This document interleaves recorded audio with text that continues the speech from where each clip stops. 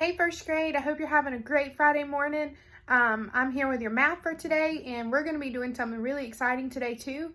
I want to remind you that you still have week 3, day 5 on your paper here. You were talking about 3D shapes and their attributes, so you're really focusing in on those edges and corners, and you're talking about the surfaces and the faces.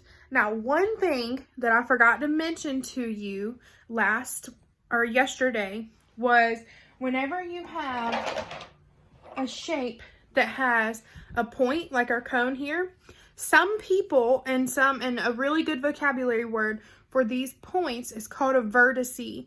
So you may see on your paper that's going to ask you, does this shape have a vertice or a point? A vertice is the same thing as a point. So I forgot to mention that. So before we get into today, I just wanted to mention that really quick.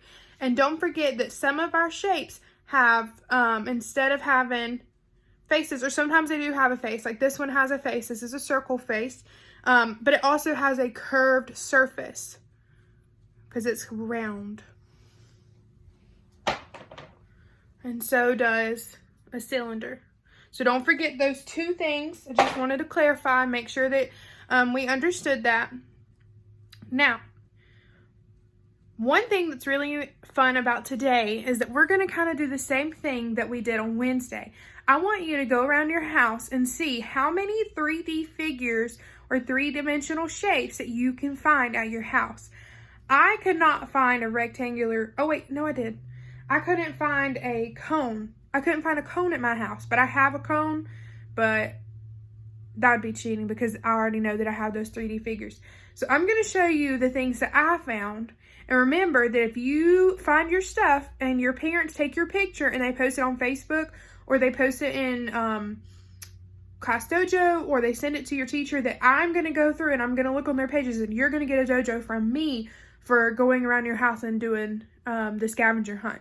So the first thing, I found 2 cylinders in my house, and I actually realized that there's a lot of cylinders at my house. So the first one is this bottle of Clorox wipes. It is a cylinder. It has a round surface, and it has 2 circular faces. The second one I found was my body spray. It is a cylinder. It has 2 circle faces, and it has a rounded surface. I found a sphere at my house. Remember what I said, that spheres sometimes look like balls, or they can look like balls. This is a volleyball.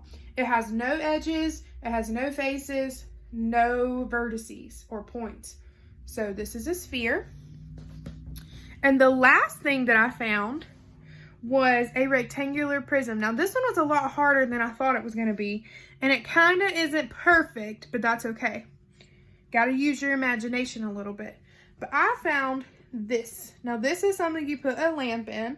Now the only thing about this is that the top of it has a handle thing on it.